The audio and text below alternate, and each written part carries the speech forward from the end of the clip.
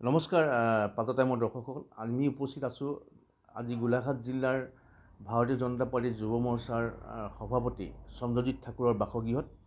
আৰু যিহেতু যোৱাকালি লোকসভা নিৰ্বাচনৰ ৰিজাল্ট দি গৈছে আৰু এইবাৰ লোকসভা নিৰ্বাচনত গোলাঘাট জিলাত ভাৰতীয় জনতা পাৰ্টীয়ে যিমান আশা কৰিছিল সিমান আশা কৰিব নোৱাৰিলে।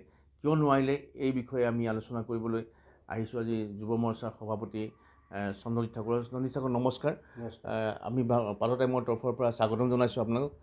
কিন্তু কথা হ'ল কি, এইবাৰ ভাৰতীয় জনতা পাৰ্টীয়ে যিমান আশা কৰিব লাগিছিল, যিমান ফলপ্ৰসূ হ'ব লাগিছিল, সিমান আশা কৰিব পৰা নগ'ল মানে লোকসভা নিৰ্বাচনত। কিয় হৈছে এইটো?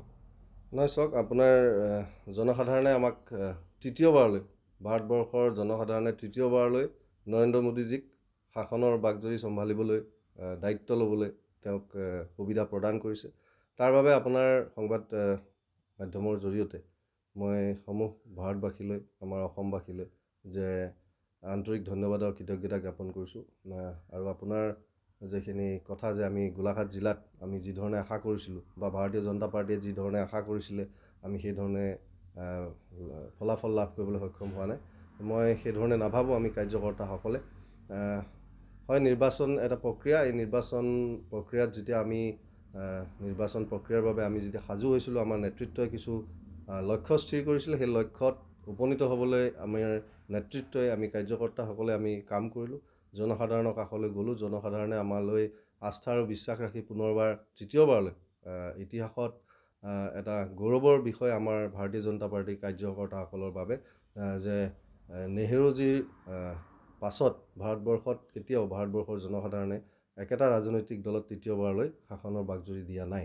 আৰু অসমতো আমি যদি চাওঁ, আমি ইতিহাস ৰচনা কৰি এইবাৰ মিত্ৰজলে আমি NDA আমি 11খন আসন লাভ কৰিবলৈ সক্ষম হৈছোঁ।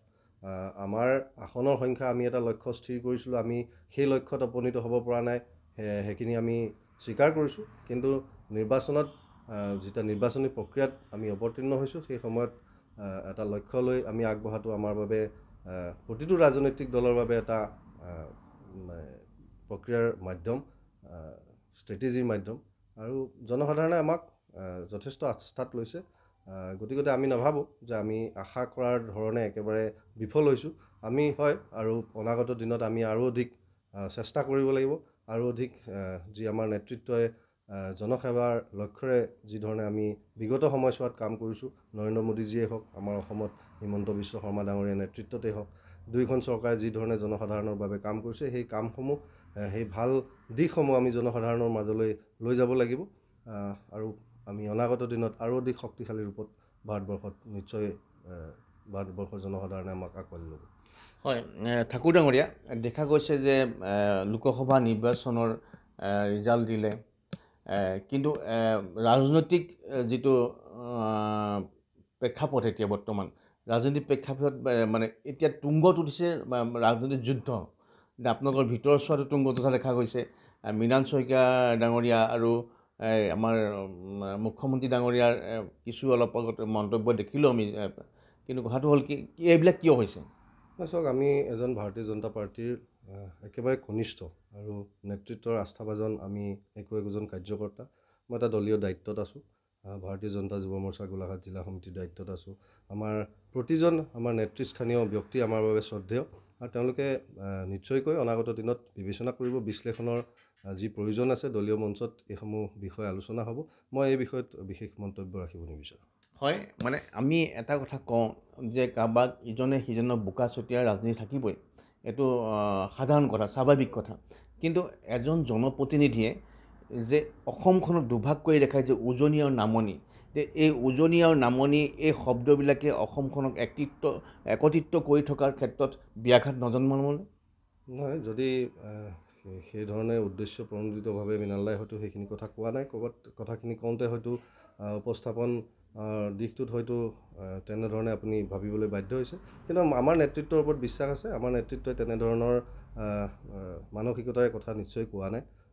অনাগত দিনতো মুখ্যমন্ত্ৰী মহোদয় হওক বা আমাৰ গোলাঘাট জিলাৰ নেতৃত্বত থকা আমাৰ নেতৃস্থানীয় আমাৰ জিলা সভাপতি মহোদয় দেৱপতি বৰা ডাঙৰীয়া, আমাৰ অজন্তা নেওগ বাইদেউ, বিশ্বজিৎ ফুকন ডাঙৰীয়া, মৃণাল শইকীয়া ডাঙৰীয়া, সকলোৰে সমিলমিলৰ মাজেৰে আমাৰ কাৰ্যকৰ্তাসকলে যাতে আমি অনাগত দিনত আৰু অধিক উদ্যমেৰে ৰাইজৰ জনসাধাৰণৰ সেৱা আগবঢ়াব পাৰোঁ তাৰ এটা পৰিৱেশ নিশ্চয়কৈ সৃষ্টি কৰিব আৰু এইবিলাক চলি থাকে তেওঁ নিজৰ বক্তব্য মন্তব্য ৰখাৰ সকলোৰে অধিকাৰ আছে মুখ্যমন্ত্ৰী মহোদয় আৰু তেওঁৰ মাজত এইখিনি কথা আমি এজন সৰু কাৰ্যকৰ্তা সাধাৰণ কাৰ্যকৰ্তা নেতৃত্বস্থানীয় প্ৰতিজন ব্যক্তি আমাৰ বাবে শ্ৰদ্ধেয় হয় এইটোৱে গুৰুত্বপূৰ্ণ কথা আপুনি নিজকে এজন যুৱ মৰ্চাৰ গোলাঘাট জিলাৰ সভাপতি যদিও নিজকে আপুনি সৰু বুলি কৈছে এই কথাবিলাকে খুব গুৰুত্বপূৰ্ণ কথা আমি যিমানেই ডাঙৰ নহওঁ জনগণৰ মাজত আমি সদায় সৰু বা যি কি নহওক আমি দেখা গৈছে যে এতিয়া আমি যিখন ৰাম ৰাজ্যৰ কথা কৈ আছোঁ য'ত আমি ৰামৰ মন্দিৰ পাতিলোঁ য'ত অযোধ্যাতে এতিয়া বিজেপিৰ মানে ৰিজাল্ট খুব ভাল নহয় এইটো আপুনি কি ক'ব চাওক সামগ্ৰিকভাৱে আমি যদি চাওঁ যে আমি অযোধ্যাত আমি পৰাজিত হৈছোঁ কিন্তু ভাৰতীয় জনতা পাৰ্টীয়ে বা ভাৰতীয় জনতা পাৰ্টীৰ নেতৃত্বই ৰামক কেতিয়াও ৰাজনৈতিক আহিলা হিচাপে ব্যৱহাৰ কৰা নাই ৰাম মন্দিৰ প্ৰতিষ্ঠা কৰাটো আমাৰ এটা নৈতিক দায়িত্ব ৰাম মন্দিৰ প্ৰতিষ্ঠা ৰাম মন্দিৰৰ যিটো আস্থা ৰাম আস্থাৰ প্ৰতীক গতিকে আমি আমাৰ দায়িত্ব পালন কৰিলোঁ মোদীজীৰ নেতৃত্বত এই দ্বিতীয়বাৰলৈ যেতিয়া চৰকাৰ গঠন হৈছিল সেই সময়ছোৱাত মোদীজীৰ বলিষ্ঠ নেতৃত্বত আৰু বিভিন্ন ধৰণৰ বলিষ্ঠ সিদ্ধান্ত গ্ৰহণ হৈছে তাৰে ভিতৰত অন্যতম হৈছে আমাৰ ৰাম মন্দিৰ গতিকে আমি আমাৰ দায়িত্ব পালন কৰিলোঁ আৰু জনসাধাৰণৰ নিজৰ দায়িত্ব আছে জনসাধাৰণে নিজৰ অধিকাৰ আছে যে ভোটদানৰ জৰিয়তে নিজৰ মত প্ৰকাশ কৰিব অনাগত দিনত আমি পুনৰবাৰ যাম মোদীজীয়ে পুনৰবাৰ শাসনৰ বাকজৰী যিহেতু গ্ৰহণ কৰিছে আৰু বলিষ্ঠ ৰূপত আমি ৰাইজৰ কাষলৈ নিশ্চয়কৈ যাম আৰু অনাগত দিনত এইবিলাক নিশ্চয়কৈ বিবেচনা হ'ব হয় আৰু এটা কথা গুৰুত্বপূৰ্ণ কথা যে বদৰুদ্দিন আজমল যে সাম্প্ৰদায়িকতাৰ যি ৰাজনীতি এই সাম্প্ৰদায়িকতাৰ ৰাজনীতিটো অসমৰ জনগণে ভাৰতবৰ্ষৰ জনগণে বা মানুহে ভাল নাপায় এতিয়া কথা হ'ল সাম্প্ৰদায়িকতাৰ ৰাজনীতি কৰাৰ বাবে বদৰুদ্দিন আজমলে এইবাৰ হাৰিলে নেকি যে সাম্প্ৰদায়িকতা বেছি হিন্দুত্ববাদীৰ কথা কোৱাৰ কাৰণে ভাৰতবৰ্ষত এইবাৰ মানে বিজেপিৰ মানে ৰিজাল্ট ইমান ভাল নহ'ল নেকি এইটো আপোনালোক কি ক'ব নহয় চাওক ভাৰতবৰ্ষত আমি যদি ভাৰতবৰ্ষৰ প্ৰেক্ষাপটত চাওঁ আমি একেবাৰে কৈ দিব নোৱাৰোঁ যে ভাৰতীয় জনতা পাৰ্টীৰ আমাৰ আমি যি আমাৰ বিৰোধী ইণ্ডিয়া এলায়েন্সৰ গোটেইকেইটা দল লগ লাগিও আমাৰ যি আসন আমি লাভ কৰিছোঁ ভাৰতবৰ্ষত সেইটো লাভ কৰিবলৈ সক্ষম হোৱা নাই আৰু তাৰ লগতে আমাৰ যদিও আমাৰ যিকেইটা মিত্ৰদল আমাৰ সৈতে আছে তেওঁলোকেও বলিষ্ঠ ৰূপত আত্মপ্ৰকাশ কৰিছে নিজৰ নিজৰ ৰাজ্যত আৰু আমি যদি চাওঁ অন্ধ্ৰপ্ৰদেশত আমি চৰকাৰ গঠন কৰিবলৈ সক্ষম হৈছোঁ আমি উৰিষ্যাত চৰকাৰ গঠন কৰিবলৈ সক্ষম হৈছোঁ উৰিষ্যাৰ নিচিনা ঠাইত আমি 21খনৰ ভিতৰত 19খন লাভ কৰিবলৈ সক্ষম হৈছোঁ গতিকে আমি যদি সামগ্ৰিকভাৱে চাওঁ ভাৰতৰ জনসাধাৰণে আমাক আস্থাত লৈছে সেইবাবে আমি মিত্ৰদলে আমি 293খন আমি আসন লাভ কৰিবলৈ সক্ষম হৈছোঁ হয় আমি এটা লক্ষ্য স্থিৰ কৰিছিলোঁ সেই লক্ষ্যত আমি উপনীত হ'বৰ বাবে আমি যুদ্ধ কৰিছিলোঁ যুদ্ধত আমি যি আমাক জনসাধাৰণে যি মেণ্ডেট দি আগবঢ়াই দিছে আমি তাকেই আমি সন্তুষ্ট আৰু আমি এটা উৎসাহিত যে ভাৰতবৰ্ষৰ জনসাধাৰণে তৃতীয়বাৰলৈ নৰেন্দ্ৰ মোদীজীক শাসনৰ বাকজৰী দিছে আমাক এটা সুবিধা প্ৰদান কৰিছে যে নৰেন্দ্ৰ মোদীজীৰ হাতে হাত ধৰি আমি যাতে আগুৱাই যাব পাৰোঁ ভাৰতবৰ্ষক যিটো আমাৰ জে পি নাড্ডা ডাঙৰীয়াই কালি ক'লে যে তৃতীয় অৰ্থনৈতিক শক্তিশালী ৰাষ্ট্ৰ হিচাপে ভাৰতবৰ্ষক প্ৰতিষ্ঠা কৰাৰ লক্ষ্যৰে আমি এতিয়া আগবাঢ়িম আমাৰ অসমতো যদি আমি চাওঁ আমাৰ হিমন্ত বিশ্ব শৰ্মা ডাঙৰীয়াৰ নেতৃত্বত যি ধৰণে চৰকাৰ চলিছে 11খনকৈ আসন লাভ কৰিবলৈ আমি সক্ষম হৈছোঁ এটা ইতিহাস আমি ৰচনা কৰিছোঁ বিগত কালিৰ পৰা আমি দেখিছোঁ বহুতে চৰ্চা কৰিছে 3খন আসনৰ বিষয়ত চৰ্চা কিন্তু কৰিব লাগিছিল আমি 11খন আসনৰ বিষয়ত আমি হিমন্ত বিশ্ব শৰ্মা ডাঙৰীয়াক ধন্যবাদ আৰু কৃতজ্ঞতা জ্ঞাপন কৰিছোঁ আমি কাৰ্যকৰ্তা হিচাপে এজন উঠি অহা যুৱ প্ৰজন্মৰ যি আমি দায়িত্বত আছোঁ ভাৰতীয় জনতা পাৰ্টীত আমি যুৱ প্ৰজন্মৰ সৈতে আমাৰ এটা সম্পৰ্ক আছে আমি দেখিছোঁ যে হিমন্ত বিশ্ব শৰ্মা ডাঙৰীয়াৰ নেতৃত্বত এই চৰকাৰখনক যুৱ প্ৰজন্মই হওক মহিলাসকলেই হওক সকলো স্তৰৰ জনসাধাৰণে আস্থাত লৈছে সেইবাবে আমি 11খন আসন লাভ কৰিছোঁ হয় ঠাকুৰ ডাঙৰীয়া আপোনাৰ জনতা পাৰ্টীৰ উপৰিও আপুনি দেগাঁৱৰ সমাজ জীৱনত গোলাঘাট জিলাৰ সমাজ জীৱন আপোনাৰ এটা সুকীয়া এটা নাম আছে তথাপিতো দেখা গৈছে যে এই যে ইলেকশ্যনটো এই ইলেকশ্যনৰ ৰিজাল্ট দিয়াৰ পাকখনতে যথেষ্ট মূল্য বৃদ্ধি হৈছে বিভিন্ন ধৰণৰ চৰ্চা কৰিছে যে ভাৰতীয় জনতা পাৰ্টীকে চৰ্চা কৰিছে তে এই ওপৰত আপুনি কি ক'ব মূল্য বৃদ্ধিৰ লগত বিভিন্ন দিশ জড়িত হৈ আছে এটা নিৰ্বাচন হৈ গৈছে বা বিভিন্ন দিশ আন্তঃৰাষ্ট্ৰীয় বিভিন্ন বিষয় ইয়াৰ লগত জড়িত হৈ আছে আৰু এখন চৰকাৰে কেতিয়াও নাভাবে ইচ্ছা নকৰে যে মূল্য বৃদ্ধিৰ জৰিয়তে জনসাধাৰণক অসুবিধাত পেলাব আজি মই ভাৰতীয় জনতা পাৰ্টীৰ এজন কাৰ্যকৰ্তা মূল্য বৃদ্ধিৰ বাবে ময়ো এটা কেতিয়াবা সমস্যাৰ সন্মুখীন হওঁ আমাৰ নেতৃত্বও এই সমস্যাৰ সন্মুখীন হয় কাৰণ আমি এটা সাধাৰণ জীৱন যাপন কৰিছোঁ গতিকে আমি ৰাইজতকৈ পৃথক নহয় ৰাইজৰ এই অভাৱ অভিযোগবোৰ আমিও নেতৃত্বৰ আগত কেতিয়াবা ৰাখোঁ আৰু নেতৃত্বই প্ৰতিবাৰেই আমি যেতিয়াই ৰাখিছোঁ গুৰুত্ব সহকাৰে লৈছে আৰু সেইকাৰণে আমি সময়ে সময়ে দেখাও পাওঁ যে বলিষ্ঠ সিদ্ধান্তৰ মাধ্যমেৰে মূল্য বৃদ্ধিক আঘাত কৰিবৰ বাবে, মূল্যবৃদ্ধিক প্ৰতিৰোধ কৰিবৰ বাবে আমাৰ নেতৃত্বই চেষ্টা কৰিছে। আৰু এইবাৰ পুনৰবাৰ আমি শাসনৰ বাকজুৰি পাইছোঁ। নিশ্চয়কৈ অনাগত দিনত ৰাইজে ইয়াৰ সুফল লাভ কৰিব। ঠাকুৰ ডাঙৰীয়া, যে আপোনাৰ কামাখ্যা প্ৰসাদ তাছা, কামাখ্যা প্ৰসাদ তাছাই এইবাৰ জয়ী হ'ল। আৰু কামাখ্যা প্ৰসাদ তাছা যেতিয়া ছাত্ৰ নেতা হৈ আছিল, এই গোলাঘাট জিলাতে তেওঁ কেন্দ্ৰীয় কমিটিৰ নেতা হৈছিল।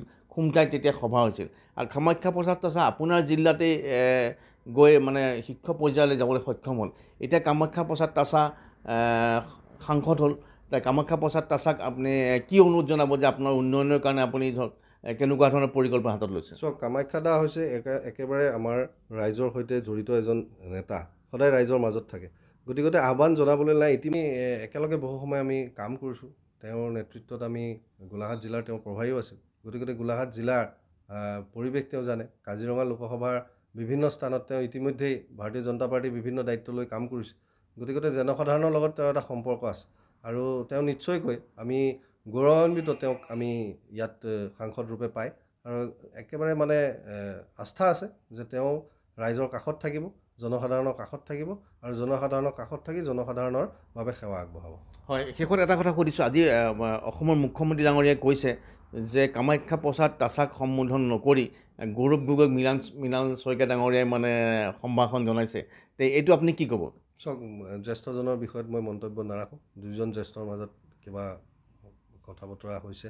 দুইজন আমাৰ জ্যেষ্ঠ আৰু দুইজন আমাৰ নেতৃত্বস্থানীয় ব্যক্তি। আমি কাৰ্যকৰ্তা হিচাপে বিচাৰিম যে আমি সকলোৱে সমিল মিলৰ মাজেৰে আমি আগবাঢ়ি যাব লাগে আৰু জনসাধাৰণক সেৱা আগবঢ়াব লাগে। এই চন্দ্ৰজিৎ ঠাকুৰৰ ব্যক্তিত্ব, মানে চন্দ্ৰজিৎ ঠাকুৰে জ্যেষ্ঠজনক সন্মান কৰে, এইটোৱে আপোনাৰ ব্যক্তিত্ব। বা যি কি নহওক, এয়া আছিল চন্দ্ৰজিৎ ঠাকুৰৰ মনৰ কথা, এজন যুৱ নেতাৰ মনৰ কথা। আৰু আমি পাতৰ টাইমৰ তৰফৰ পৰা এই যুৱ নেতাজনৰ দীৰ্ঘায়ু কামনা কৰি যুৱজন আৰু আগুৱাই যাওক তাৰ কামনা কৰি পাতৰ টাইমৰ তৰফৰ পৰা মই শ্ৰদ্ধাঞ্জলি বিদায়। ধন্যবাদ।